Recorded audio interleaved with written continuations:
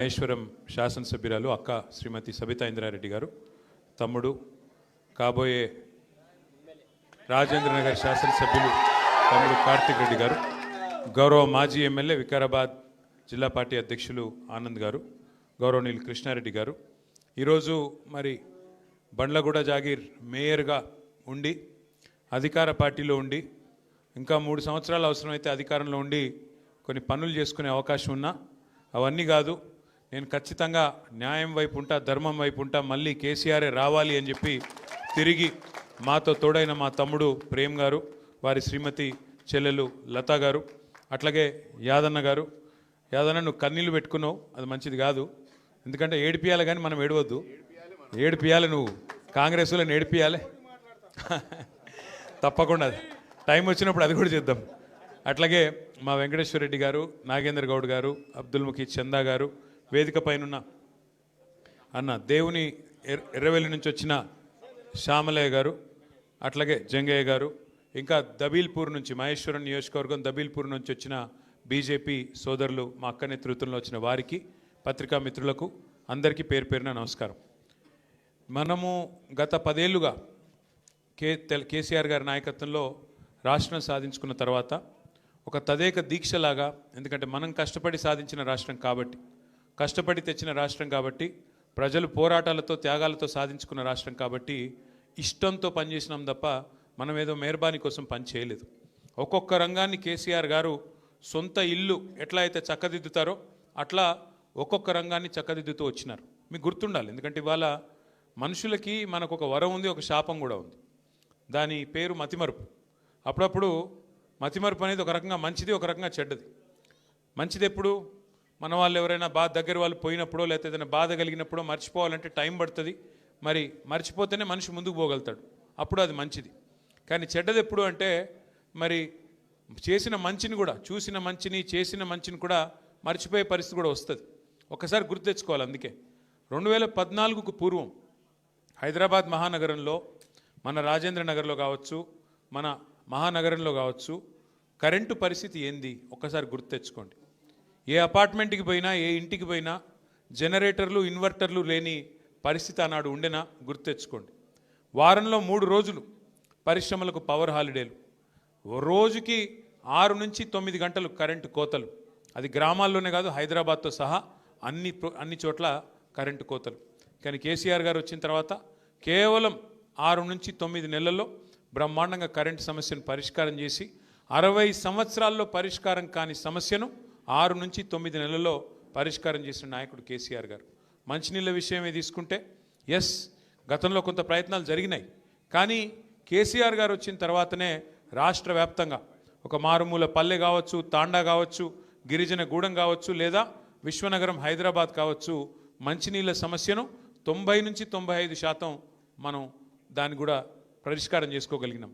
అట్లాగే ఒక్కొక్కటి ప్లానింగ్తో, విజన్తో. వాళ్ళ బహుశా భారతదేశంలో ఎక్కడ ఏ రాష్ట్రంలో కూడా తెలంగాణలో ఉన్నలాంటి గ్రామాలు లేవు. ప్రతి గ్రామంలో ఒక ట్రాక్టరు, ప్రతి గ్రామంలో ఒక ట్యాంకరు, ప్రతి గ్రామంలో ఒక వైకుంఠ ధామం, ఒక డంపింగ్ యార్డు, ఈ రకంగా ప్రతి గ్రామంలో ఒక పల్లె ప్రకృతి వనం, ఇంటింటికి నల్ల నీళ్లు, ప్రతి గ్రామంలో చెట్లు, హరితహారం పేరిట ఒక పద్ధతి ప్రకారం, ఒక ప్రణాళిక ప్రకారం ఒక ఇల్లు కడితే సొంత పని చేసుకుంటే ఎంత శ్రద్ధగా చేసుకుంటామో అంత శ్రద్ధగా 10 ఏళ్ళు పనిచేసినాం. ఆ క్రమంలోనే రాజేంద్ర నగర్లో ఇప్పుడే తమ్ముడు కార్తిక్ రెడ్డి గారు చెప్పినట్టుగా ఎన్నో పనులు చేసినాం. ఎవరి కోసమో చేయలేదు, ఓట్ల కోసమో, గెలుపు కోసమో, ప్రకాష్ గౌడ్ కోసమో చేయలేదు. పని చేసింది ప్రజల కోసం, మన రాష్ట్రం కోసం, మన ప్రాంతం బాగుండాలన్న ప్రేమతో చేసినాం. అది గండిపేటలో పార్కును బాగా చేసుకునేది కావచ్చు, అట్లాగే ఆ సైకిల్ ట్రాక్ ఏదైతే ఈరోజు భారతదేశంలోనే చర్చనీయాంశంగా మారిన ఆ సైకిల్ ట్రాక్ కావచ్చు, లేదా మీకు గుర్తుండాలి, కరోనా సమయంలో దేశంలో కార్మికులందరూ పారిపోయినారు, ఎక్కడికక్కడ బిల్డింగ్లన్నీ ఆగిపోయినాయి. ఆ టైంలో కూడా పట్టుబట్టి కార్మికులు ఆ రోజు కరోనాకు భయపడుతుంటే కూడా లేబర్ క్యాంపులకు పోయి వాళ్ళని బతిమలాడి దండం పెట్టి, అయ్యా మీరు పోవద్దు, ఇక్కడనే ఉండాలని రిక్వెస్ట్ చేసి హైదరాబాదులో కొత్తగా దాదాపు 40 లింక్ రోడ్లు ఏర్పాటు చేసిన ఘనత మన కేసీఆర్ గారి నాయకత్వాన్ని. అట్లా పనిచేసినాం మనం. ఎందుకంటే ఎంతసేపు ఎన్నికలు, ఓడుడు, గెలుసుడు, అధికారము, ప్రతిపక్షము, ఇది కాదు. అధికారం ఇచ్చినప్పుడు నువ్వేం చేసినావు అన్నది లెక్క. అధికారం ప్రజలు ఇస్తే ఏం చేసినావు నువ్వు అనేది ప్రజలు గుర్తుపెట్టుకుంటారు. ఇలా కేసీఆర్ గారు ప్రజలకి కనబడక ఎక్కువగా ప్రజల్లో తిరగక, అంటే ఒకటి రెండు సందర్భాల్లో వచ్చినారు సార్, కానీ ఎక్కువ తిరగలేదు. 2 ఏళ్ళు అయింది ఓడిపోయిన తర్వాత.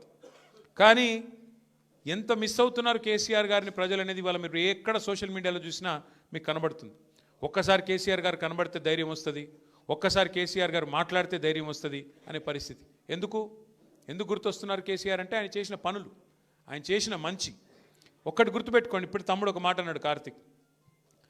కేసీఆర్ గారు ప్రభుత్వంలో 2014లో ఆనాడు బాధ్యత తీసుకున్నప్పుడు ఈ రాష్ట్రంలో భూముల విలువ ఎంత, ఆయన దిగిపోయిన నాడు 2023 డిసెంబర్లో మరి మన సంపద ఎంత, భూముల విలువ ఎంత. ఆనాడు ఒక్కొక్క చోట, నేను హైదరాబాద్ గురించి మాట్లాడలేదు, ఎక్కడో ఆదిలాబాద్ కావచ్చు, ఆలంపూర్ కావచ్చు, కోదాడ కావచ్చు, నారాయణఖేడ్ కావచ్చు, మారుమూల ప్రాంతాలు కావచ్చు, అక్కడ కూడా 5 లక్షల రూపాయలు విలువ ఉన్న ఎకరం ఉన్న పొలం కేసీఆర్ వచ్చిన తర్వాత కరెంట్ ఇచ్చి, నీళ్ళిచ్చి, వ్యవసాయం బాగయి అద్భుతమైన పథకాలు తీసుకొస్తే 5 లక్షల ఎకరం ఉన్న పొలం దాదాపు 50 లక్షలైంది, 25 లక్షలైంది, 30 లక్షలైంది. ప్రజల సంపద పెరిగింది. ఏమైంది దానివల్ల? సంపద పెరిగితే ధైర్యం వచ్చింది. ఒక 4 ఎకరాలు ఉంటే ఒక పెద్ద మనిషికి, ఒక రైతుకి నాకు ₹1 కోటి ఉన్నట్టుగా ఫీల్ అయ్యిండు. నాకేమన్నా అయితే నా కుటుంబం రోడ్డు మీద పడదు, నా కుటుంబానికి, నా భార్య పిల్లలకు డోకలేదు, మంచిగుంటారు వాళ్ళు. కొడుకు ఏదైనా వ్యాపారం పెట్టుకుంటే 1 ఎకరం అమ్మి పైసలు ఇస్తా, బిడ్డ పెళ్ళి అయితే 1 ఎకరం అమ్మి చేస్తా, ఈ ధైర్యం ఉండేది. సంపద పెరిగింది, ప్రజలది విశ్వాసం పెరిగింది, నమ్మకం పెరిగింది, ధీమా పెరిగింది. మరి ఈరోజు ఏమైంది? 2 ఏళ్లలో ఎట్లా ఉంది పరిస్థితి? నాకంటే బాగా మీకే తెలుసు. వాళ్ళ మార్కెట్లో డబ్బులు లేవు, ఎక్కడికక్కడ రాష్ట్రం మొత్తంలో ఈరోజు పరిస్థితి ఏంది? ఎక్కడికక్కడ రియల్ ఎస్టేట్ స్తంభించిపోయిన పరిస్థితి. ముఖ్యమంత్రి గారికి నేను ఇట్లా మాట్లాడితే ఇబ్బంది అనిపించవచ్చు, వాస్తవాలు చెప్తే వాళ్ళకి ఇబ్బంది అనిపించవచ్చు. ఎందుకంటే అలవి కానీ హామీలు ఇచ్చి, అడ్డమైన అబద్ధాలు చెప్పి ఇవాళ ప్రజల్ని మోసం చేసి అధికారంలో కూర్చున్నారు. ప్రజలకి అరిచేతిలో వైకుంఠం చూపెట్టినారు. ఏమన్నారు? కేసీఆర్ గారు ₹1,00,000 ఇస్తున్నారు కదా, ఆడపిల్లలు పెళ్లి చేసుకుంటే నేను దాని మీదకెళ్ళి తులం బంగారం ఇస్తా అన్నాడు. ఇచ్చిండా మరి బంగారం? నేను ఆ రోజే చెప్పిన, ఇది బంగారం ఇచ్చే బ్యాచ్ కాదు, పుస్తెలతాడు ఎత్తుకపోయే బ్యాచ్ అని చెప్పిన. మనోళ్ళు హైదరాబాద్ వాళ్ళు విన్నారు, ఊర్లల్లో ఆగమైంది. ఏమైంది ఆఖరికి? ఈరోజు నిజంగానే ఎక్కడికక్కడ తాకట్టు పెట్టి, ఆస్తులు తాకట్టు పెట్టి, పేపర్లు పెట్టి అప్పులు తెచ్చుకునే పరిస్థితి, బంగారం ఏమైనా ఉంటే కుదబెట్టే పరిస్థితి. ఇలా మళ్ళొకసారి ఆ పరిస్థితి వచ్చింది. రేవంత్ రెడ్డి గారు కాకపోతే నిజాయితీ గల్లోడు, ఆయన చాలా నిజాయితీ గల్ల మోసగాడు. ఆయన నిజం చెప్పిండు, వెనకటి రోజులు మళ్ళా తెస్తా అని చెప్పిండు, నిజంగానే తెచ్చిండు. వెనకటి రోజులలో ఎట్లుండే, మళ్ళా కరెంటు కోతలు, మళ్ళా యూరియా కోసం లైన్లు, మళ్ళా రోడ్డు మీద దొమ్మీలు, అవన్నీ మళ్ళీ వచ్చినాయి. ఆయన నిజాయితీగానే చెప్పిండు. ఇంకోటి ఆయన ఏం చెప్పిండు మీకు యాదకుండాల, పాపం ప్రజలు మోసగాళ్ళనే నమ్ముతారు, మోసం చేసేటోళ్ళనే నమ్ముతారు అని చెప్పిండు. నిజంగానే మోసం చేసిండు. 6 గ్యారెంటీలు అని గారడీ చేసిండు. 6 గ్యారెంటీలు మా రాహుల్ గాంధీ చెప్తున్నాడు, మా సోనియా గాంధీ చెప్తున్నది అని రాహుల్ గాంధీ మీద ఒట్టు పెట్టిండు, సోనియా గాంధీ మీద ఒట్టు పెట్టిండు, దేవుళ్ళ మీద ఒట్టు పెట్టిండు. ఆఖరికి ఇంతమంది మీద ఒట్లు పెడితే నిజంగానే జనం నమ్మిండ్రు. ఏమన్నాడు కేసీఆర్ గారు? అయితే ముసలవ్వకి ఇస్తున్నాడు, లేదా ముసలి అయ్యకి ఇస్తున్నాడు 2000 పెన్షన్, నేను ఇద్దరికి ఇస్తా, 4000 పెన్షన్ ఇస్తా, డబల్ ఇస్తా, ఇద్దరికి ఇస్తా అన్నాడు. ఆఖరికి ఆ ముసలోళ్ళకు కూడా మోసం చేసి 4000 పెన్షన్ దేవుడెరుగు, ఆ 2000 పెన్షన్ కూడా 2 నెలలకు కొట్టిండు అవకాశంటోడు. ఇక రైతు బంధు తమ్ముడు ఎవరు అంటున్నాడు పక్క నుంచి. భారతదేశంలో స్వాతంత్రం వచ్చిన తర్వాత రైతు దగ్గరికి వెళ్ళి తీసుకున్నోడే తప్ప, తీసుకున్న ప్రభుత్వమే తప్ప ఇచ్చినవాడెవడు లేడు. మొట్టమొదటిసారి 73,000 కోట్ల రూపాయలు రైతుల ఖాతాల్లో, 70 లక్షల మంది రైతుల ఖాతాల్లో వేసిన నాయకుడు కేసీఆర్. నేను ఇంకొక మాట కూడా ఇక్కడ చెప్తా. చాలాసార్లు నేను చూస్తూ ఉంటాను, ఈ అగ్రవర్ణాలు, సోకాళ్ళ అగ్రవర్ణాలు కొన్ని ఉంటాయి. రెడ్డిలంటే, బ్రాహ్మలంటే, వైశ్యులంటే, వెలమలంటే, కమ్మాస్ అంటే, రాజులంటే ఉంటారు. తెలంగాణలో 5-6 కులాలు ఉంటాయి. వాళ్ళు ఎప్పుడు గులుగుతూ ఉంటారు, మాకేం ఒరిగింది ప్రభుత్వం నుంచి, మాకేమొచ్చింది, మాకేమైనా వచ్చిందా ప్రభుత్వం నుంచి అని మాట్లాడుతుంటారు. నిజంగా ఫస్ట్ టైం అగ్రవర్ణాల్లో ఉండే పేదవాళ్ళకు కూడా, అగ్రవర్ణాల్లో ఉండే వ్యవసాయదారులకు కూడా ఏదన్నా ప్రభుత్వం ఇప్పటిదాకా మేలు చేసింది అంటే అది కేవలం కేసీఆర్ గారు రైతు బంధు లాంటి పథకం ద్వారా మొట్టమొదటిసారి మేలు జరిగింది. బీసీ, ఎస్సీ, ఎస్టీ అన్ని వర్గాలతో పాటు పేదలు ఏ వర్గంలో ఉన్నా వారికి మేలు చేయాలన్న సంకల్పం కేసీఆర్ గారిది. అట్లాంటిది రైతు బంధు కేసీఆర్ పెడితే టింగు టింగుమని నాటేసే కాలానికి డబ్బులు పడేది, ఫోన్లు టింగు టింగుమని మోగుతుండేది. మరి ఈరోజు ముఖ్యమంత్రి గారు డైలాగులు కొట్టినారు, 10,000 ఏందయ్యా 15,000 ఇస్తా అన్నాడు. కేసీఆర్ గారు 2 పంటలకు ఇస్తే నేను 3 పంటలకు ఇస్తా అన్నాడు. కేసీఆర్ గారు భూ యజమానులకు ఇస్తున్నాడు, నేను కౌలు రైతులకు కూడా ఇస్తా అన్నాడు. రైతు కూలీలకు కూడా డబ్బులు ఇస్తా అన్నాడు. ఇలా రాష్ట్రంలో ఉండే రైతన్నలు ఆలోచించాలి. ఎవరినైతే నమ్మి మీరు ఓటేసినారో వచ్చిందా 15,000? వచ్చిందా రైతు బంధు? రాలేదు. కౌలుదారులకు వచ్చిందా రైతు బంధు? రైతు కూలీలకు వచ్చిందా ఆత్మీయ భరోసా? రాలేదు. ఏమన్నంటే ముఖ్యమంత్రి ఒకటే నేర్చుకున్నాడు. 4,000 పెన్షన్ ఏంది, 2,000 పెన్షన్ చేసి 4,000 చేస్తానో కదా ఏది అంటే ఆయనకు వచ్చింది ఒకటే ఒక్క భాష. ఇంగ్లీషు రాదు, తెలుగు రాదు, హిందీ రాదు, బూతులు వచ్చు. కేవలం బూతుల భాష. పోనీ తెలుగు అన్న చక్కగా వస్తుందా అంటే తెలుగు కూడా చక్కగా రాదు, బూతులు మాత్రం వచ్చు. నువ్వు గట్టిగా అడిగినావు అనుకో, ఏమైనా 4,000 పెన్షన్ అంటే నీ లాగులో తొండలు ఇడుస్తా. 2,500 ఏదయ్యా బాబు నువ్వు చెప్తివి కదా అంటే నీ గుడ్లు వీకి గోటీలు ఆడతా. రైతు బంధు ఇస్తా అంటివి కదా ఏమైందా స్వామి అంటే నీ పేగులు తీసి మెడలు వేసుకుంటా. ఇంకో డైలాగ్ నేర్చుకున్నాడు, పండబెట్టి తొక్కుతా. నిజంగానే పండబెట్టి తొక్కుతున్నాడు, కరెక్టే. ఎవరిని తొక్కుతున్నాడు? మొత్తం రియల్ ఎస్టేట్ను వండబెట్టిండు, మొత్తం మీ రంగారెడ్డిలో తొక్కుతున్నాడు. ఇది వాస్తవం. రియల్ ఎస్టేట్ను పండబెట్టిండు, తొక్కుడు తొక్కుతున్నాడు 2 ఏళ్ళకెళ్ళి. ఆ తొక్కుడులో ఊరూరా ఉండే పిల్లగాళ్ళు రంగారెడ్డిలో. రియల్ ఎస్టేట్ అంటే ఒక భూ యజమానులే కాదు కదా, కొనుక్కుంటోళ్ళు అమ్ముకుంటోళ్ళే కాదు కదా, దాని చుట్టూ ఆధారపడ్డ వ్యవస్థ ఉంటుంది. ప్రతి ఊర్లో పిల్లలు ఎంతమంది కొనుక్కున్నారు ఫార్చునర్లు, ఎంతమంది కొనుక్కున్నారు కార్లు రియల్ ఎస్టేట్ బాగున్నప్పుడు. యాదికి లేదా మనకు? ఏ ఊరికోతే ఆ ఊరికి, అజీజ్ నగరు, మొయినాబాదు, ఆ దేవుని ఎర్రవెల్లి, ఏడికోతే చేవెళ్ళ మొత్తంలో ఏడికి పోయినా ఒక్కొక్క ఊర్లే ఎన్ని కార్లు కొన్నారు? ఉన్నాయా? ఎప్పుడు పీకినాయి అన్ని? వాడు ఫైనాన్స్ వాడు గుంజుకపోయిండా. ఎందుకంటున్నా అంటే ఈ పరిస్థితి వచ్చింది, మళ్ళీ ఈఎంఐ కట్టకపోతే వాడు గుంజుకపోయే పరిస్థితి వచ్చింది. ఎందుకు అంటే ఒక మనిషి ధైర్యంగా ఉంటే, సంపద పెరిగితే ఆయన కుటుంబం మొత్తం ధైర్యంగా ఉంటుంది, ఆయన ఊరు ధైర్యంగా ఉంటుంది, ఆయన వ్యవస్థ మొత్తం ధైర్యంగా ఉంటుంది, ఆయన మీద ఆధారపడ్డ వాళ్ళు ధైర్యంగా ఉంటారు. ఇలా మన కళ్ళ ముంగట్నే మీ ఆస్తి హారతి కర్పూరంలోకి కరిగిపోతుందంటే దానికి సన్నాసి ప్రభుత్వమే కారణం. అయితలేదు వీళ్ళతో నడుపుడు. అయితే ఒక్కటి మాత్రం మంచిగా నేర్చుకున్నాడు. ఏమైందా రేవంత్ రెడ్డి గారు, మరి 6 గ్యారెంటీలు అమలు చేస్తలేవు ఏం సంగతి అంటే, మొదలేమో ఎకిల్ నవ్వులు నవ్విండు. నవ్వి నేను లంకె బిందెలు ఉంటాయనుకొని వచ్చినా, ఇక్కడ లంకె బిందెలు లేవు అంట. ఇప్పుడు కొత్తది నేర్చుకున్నాడు ఒకటి. ఏంటిది? కేసీఆర్ అప్పులపాలు చేసిపోయినాడు, అందుకే నేను చేయలేకపోతున్నా. ఒక్కసారి దయచేసి మనసు పెట్టి వినండి, ప్రతి ఒక్కరికి చెప్పండి. నేను చెప్తున్న మాట కాదు ఇది. భారత ప్రభుత్వం, కేంద్ర ప్రభుత్వం ఇట్లనే పార్లమెంటులో, ఎందుకంటే ఈయన ఇన్నిసార్లు చెప్తున్నాడు కదా రేవంత్ రెడ్డి గారు అప్పుల పాలైపోయింది రాష్ట్రం, అప్పుల పాలైపోయిందని చెప్తున్నాడు కదా, నిజమేనేమో అని చెప్పి ఒక బీజేపీ ఎంపీ కేంద్ర ప్రభుత్వాన్ని పార్లమెంట్లో ప్రశ్న అడిగిండు. అసలు తెలంగాణ రాష్ట్రంలో కేసీఆర్ చేసిన అప్పెంత తెలుసండి? ఎందుకంటే డిప్యూటీ సీఎం ఏమో బట్టి విక్రమార్కనేమో 6 లక్షల కోట్లు అంటుండు, ముఖ్యమంత్రి రేవంత్ రెడ్డి ఏమో 8 లక్షల కోట్లు అంటుండు, జూపల్లి కృష్ణారావు 7 లక్షల కోట్లు అంటుండు. వీళ్ళకే శృతి లేదు మంత్రులకు. అసలు విషయం ఏంది చెప్పండి అని ఒక బీజేపీ ఎంపీ కేంద్ర ప్రభుత్వాన్ని అడిగితే, కేంద్ర ప్రభుత్వం రిజర్వ్ బ్యాంక్ని అడిగింది, కంట్రోలర్ అండ్ ఆడిటర్ జనరల్ని అడిగింది, కాగ్ని అడిగింది. అడిగి మొత్తం లెక్కలు తీయమంటే వాళ్ళు మొత్తం హిసాబ్ కితాబ్ చేసి పార్లమెంట్లో సమాధానం చెప్పారు. ఏమని చెప్పిండ్రు?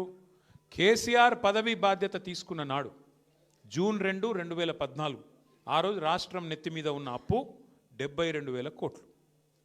కేసీఆర్ దిగిపోయిన నాడు రాష్ట్రం నెత్తి మీద ఉన్న అప్పు 3,50,000 కోట్లు. అంటే విరాసత్గా వచ్చిన 72,000 కోట్లు తీసేస్తే మరి కేసీఆర్ చేసిన అప్పు ఎంత? 2,80,000 కోట్లు. 352 మైనస్ 72 చేస్తే 2,80,000 కోట్లు. అవును, అప్పు చేసిండు కేసీఆర్. 2,80,000 కోట్లు అప్పు చేసిండు. మరి ఏం చేసిండు? 2,80,000 కోట్లు అప్పు చేసి 73,000 కోట్ల రూపాయలు రైతుల ఖాతాల్లో వేసిండా వేయలేదా? జిల్లాకు ఒక మెడికల్ కాలేజ్, నర్సింగ్ కాలేజ్ పెట్టిండా పెట్టలేదా? 1,022 గురుకుల పాఠశాలలు పెట్టిండా లేదా? కరెంటును బాగు చేసేందుకు 50,000 కోట్లు ఖర్చు పెట్టి కరెంటును బాగా చేయలేదా? అట్లాగే 40,000 కోట్లు ఖర్చు పెట్టి ఇంటింటికి తాగునీరు ఇయ్యలేదా? మరి ఇన్ని పనులు చేసిండు కేసీఆర్ గారు. 1,00,000 డబుల్ బెడ్రూమ్ ఇల్లు కట్టిండు హైదరాబాద్లో. ఇవన్నీ మన కళ్ళ ముంగట కనబడతలేవు. ఇప్పుడు కొల్లూరు ఓంగా, అహ్మద్గూడ ఓంగా, మొత్తం చుట్టూ తిరగంగా 1,00,000 డబుల్ బెడ్రూమ్ ఇల్లు మీ కళ్ళకు కనబడుతున్నాయి. మరి కేసీఆర్ ఏం చేసిండు అంటే 200 పెన్షన్ 2,000 చేసిండు, 200 పెన్షన్ను 2,000 చేసిండు. 15 లక్షల మంది ఆడపిల్లలకు 1,00,000 రూపాయలు ఇచ్చి పెళ్లి చేసిండు. 15 లక్షల మంది ఆడపిల్లలకు కేసీఆర్ కిట్ ఇచ్చిండు. ఆడపిల్ల పుడితే 13,000 ఇచ్చిండు, మగపిల్లగాడ పుడితే 12,000 ఇచ్చిండు. నువ్వేం చేసినావో చెప్పు జరా. 2 ఏళ్ళే కదా నువ్వు వచ్చి. ఒక్క ఇటుక పెట్టినావు ఎక్కడన్నా? ఒక్క పొక్క తవ్వినావు ఎక్కడన్నా? ఒక్క మనిషికి సాయం చేసినావా? ఒక్క కొత్త పథకం మొదలు పెట్టినావా? ఒక్క ఇందిరమ్మ ఇండ్లు అంటాడు. హైదరాబాద్లో ఒక ఇందిరమ్మ ఇల్లు కట్టినవా? చూపెడతావా ఎక్కడన్నా? 2 ఏళ్ళు సరిపోలేదా మరి? అందుకే నేను అంటున్నా, బండ్లగూడలో బండ్లగూడలో ఏమన్నా కట్టిండా అని అడుగుతుంది అక్క. ఆయన కట్టేటోడు కాదక్క, కూలగొట్టేటోడు. ఆయన కూలగొట్టేటోడు. హైడ్రా అని చెప్పి గరీబోళ్ళ ఇళ్ళ మీద పడి కూలగొడతాడు. మరి అదే పట్నం మహేందర్ రెడ్డి బిల్డింగ్ కనబడతలేదా? కొత్తవాళ్ళగూడ చెరువు మధ్యలో, ఆ చెరువులో మధ్యలో కట్టింది ఆ గెస్ట్ హౌస్ హిమాయత్ సాగర్లో. మరి దాని ఎందుకు కూలగొడతలేడు? గరీబోళ్ళదేమో అల్కగా దొరుకుతారట, హైడ్రా బీడ్రా అని వచ్చి కొడతారు. మరి ఆయనది గల్లబడది. ఇప్పుడు హిమాయత్ సాగర్ చెరువు దగ్గర కోదంప కేవీపీ రామచంద్రరావు లేదాడా, వివేక్ వెంకటస్వామిది లేదు మంత్రిది. మరి ఈ పెద్ద పెద్ద సిపాయిలదేమో కనబడతలేవా మీకు? అంటే గరీబోడేమో పొంగులేటి శ్రీనివాసరెడ్డి లేదా? నేను అదే అంటున్నా. మరి గరీబోళ్ళేమో అల్కకు దొరుకుతురు నీకు. పెద్ద పెద్ద మూసీకి అడ్డం కడుతున్నాడు నార్సింగిలా, మూసీకి అడ్డం కడుతున్నాడు కానీ పెద్ద బిల్డింగ్. ఏందిరా అంటే 50 కోట్లు ఇచ్చిండట లంచం, చూసుకోపో అని చెప్పి ఆయన చేసుకుంటారు. ఒక గట్లున్నది కథ ఇల్లది. ఇక మీ ఎమ్మెల్యే ఉన్నాడు, ఇక అంటే బాగుండదు. ఇప్పుడు మరి లేడీస్ చాలామంది ఉన్నారు. ఇప్పుడు నాకు తెలిసి 2 లింగాలు ఉంటాయి, అయితే మగోళ్ళు లేకపోతే ఆడోళ్ళు. ఇవాళ ఈ 10 మంది పరిస్థితి ఏంటంటే వాళ్ళు ఎక్కడున్నారో వాళ్ళకి తెలియదు, వాళ్ళు ఏ లింగమో వాళ్ళకి తెలియదు. నువ్వు కాంగ్రెసా బీఆర్ఎస్ చెప్పురా భయ్ అంటే ఆడనేమో కాంగ్రెస్ అట నియోజకవర్గంలో, స్పీకర్ కాడికి రాగానే బీఆర్ఎస్ అట. నేను అడుగుతున్నాను, నువ్వు నిజంగా బీఆర్ఎస్ అయితే మరి ప్రేమ్ గౌడ్ ఇక్కడ జాయిన్ అవుతావు, నువ్వే ఆడు. నువ్వు బీఆర్ఎస్ అయితే ఇక్కడ ఉండాలా లేదా? నువ్వు మరి ఏడున్నావు? ఈ బతుకు అవసరమా? 4 సార్లు గెలుపుతుంది, 40 సార్లు గెలుపుతుంది. అందుకే అంటారు పెద్దలు చెప్తారు, నందేయి పందేయి 100 ఏళ్ళు బతికింది దానికంటే నందేయి 4 ఏళ్ళు బతికింది అని ఏమాట. పంది లెక్క 100 ఏళ్ళు బతికిన దానికంటే నంది లెక్క 4 ఏళ్ళు బతికినా చాలు. ఇప్పుడు జీవితం అంతా అందరం చస్తాం ఏదో ఒక రోజు. బతికిన 4 ఖదర్తో బతకాలి. చచ్చిపోతే కూడా మంచివాడు చచ్చిపోయిండ్రా అనాలి. చచ్చిపోతే ఈ బద్మాష్ గడు చచ్చిపోయినా ఏం అనుకుంటే కష్టం. గట్లుండాలి. కానీ నేను అడుగుతున్నా, ఇదేంది నాకు అర్థం కాదు. ఏం అభివృద్ధి ఆశించిపోయినావు నువ్వు? రేవంత్ రెడ్డి రాజేంద్రనగర్ ఏం చేసిండు? మెట్రో రైలు మేము గచ్చిబౌలి నుంచి శంషాబాద్కు మెట్రో రైలు మంజూరు చేయడమే కాదు, టెండర్ కంప్లీట్ చేసినాం, పైసలు మొత్తం పోగు చేసినాం, టెండర్ పూర్తయింది.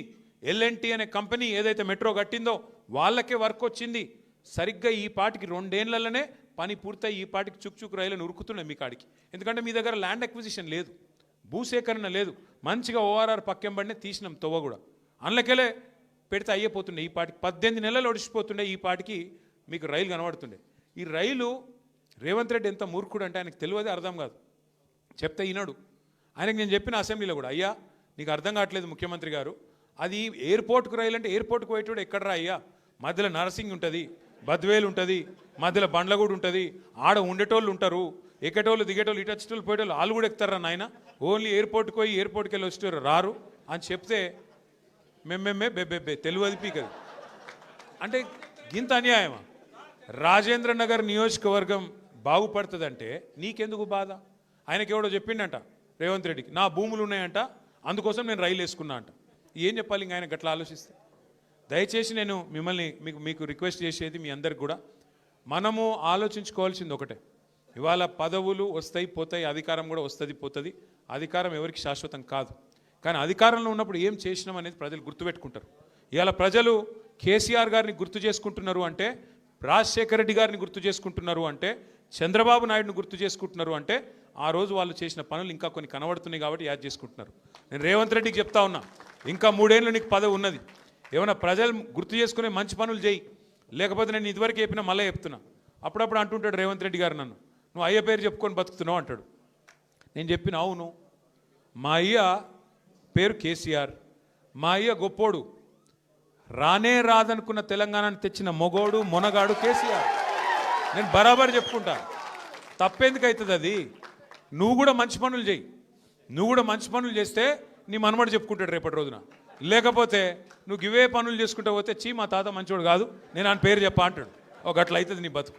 అందుకే ఇంకా 3 ఏళ్ళు ఉన్నది, చేసిన మోసం సాలు, పాలన మీద దృష్టి పెట్టు, 6 గ్యారెంటీల అమలు మీద దృష్టి పెట్టు. మహిళలకు చెప్పినావు 2500 ఇస్తాను ఇయ్యు, ముసలోళ్ళకి చెప్పినావు 4000 ఇస్తాను ఇయ్యి, స్కూటీలు అన్నావు, విద్యా భరోసా కార్డులు అన్నావు, ఫీజులు ఇస్తా అన్నావు, 12500 ఫీజు రీయింబర్స్మెంట్ బాకీ పెట్టినావు. మంచి పనులు చేయి. పిల్లగాళ్ళు దిల్సుఖ్ నగర్లో లొల్లి పెడుతున్నారు, అశోక్ నగర్లో లొల్లి పెడుతున్నారు. నిన్న మొన్న రాహుల్ గాంధీ వచ్చి చెప్పిపోయిండు 2 ఉద్యోగాలు ఊడగొట్టురు మీరు, కేసీఆర్ది కేటీఆర్ది 2 లక్షల ఉద్యోగాలు ఇస్తా మొదటి సంవత్సరం అని చెప్పిండు. మరి 2 ఏళ్ళు అయిపోయాయి, ఎక్కడ నీ 2 లక్షల ఉద్యోగాలు అని చెప్పి పిల్లలు దిల్సుఖ్ నగర్లో అశోక్ నగర్లో గడబడి చేస్తూ ఉన్నారు. చేతనైతే గా పని చేయి, ఆ పిల్లలను పిలుచుకో. నిన్న పోయిండు అక్కడెక్కడనో ఆడ ఏంటది ఆర్టీసీ ఎక్స్ రోడ్లో ఏదో బట్టల షాప్ ఓపెనింగ్ పిలిచిరట, పోయిండు. ఏదో మాలు పోయిండు. పోతుంటే నేను అడుగుతున్నా, మరి ఇంతపాటి నువ్వు చెప్తున్నావు కదా రేవంత్ రెడ్డి గారు నేను 70,000 ఉద్యోగాలు ఇచ్చినా అని, మరి మధ్యలో ఒక్క నిమిషం అశోక్ నగర్లో ఛాయ్ తాగిపోయినట్టు ఆ పిల్లగాళ్ళ అక్కడికి పోయి ఆడ పోయి కూర్చొని, ఏం తమ్మి మరి 70,000 ఉద్యోగాలు ఇచ్చినా ఎందుకు లోళ్ళు పెడుతుర్రా తమ్మి మీరు మాట్లాడే ధైర్యం లేదా? ఎందుకంటే నీకు తెలుసు నువ్వు 70,000 ఉద్యోగాలు ఇచ్చింది వాస్తవం కాదు, నువ్వు ఇచ్చింది 10,000 కూడా కాదు. అన్ని కేసీఆర్ గారు ఇచ్చిన ఉద్యోగాలకు నువ్వు కాగితాలు ఇచ్చి దానికి కూడా పోజులు కొట్టి ఇలా అబద్ధాలు చెప్తే అబద్ధాలు ఎల్లకాలం నడువయి. కొన్ని రోజులు నడిపిస్తున్నావు, కానీ శాశ్వతంగా అది నిలువది, గుర్తుపెట్టుకోవాలని కోరుతూ మళ్ళొక్కసారి రేపటి రోజున రాజేంద్ర నగర్లో ఏ ఎన్నిక వచ్చినా, హైదరాబాద్ కార్పొరేషన్ ఎన్నిక వచ్చినా, రేపు శాసనసభకు వచ్చినా, పార్లమెంటుకు వచ్చినా, లేకపోతే అక్కడ మళ్ళీ పంచాయతీ ఎన్నిక వచ్చినా తప్పకుండా తిరిగి కేసీఆర్ గారిని తెచ్చుకునే విధంగా మీ అందరి ఆశీర్వాదం ఉండాలని కోరుతూ మా తమ్ముడు ప్రేమ్కి, లతాకి, యాదన్నకి అందరికీ స్వాగతం చెప్తూ పేరు పేరున నమస్కారాలు తెలియజేస్తూ జై తెలంగాణ.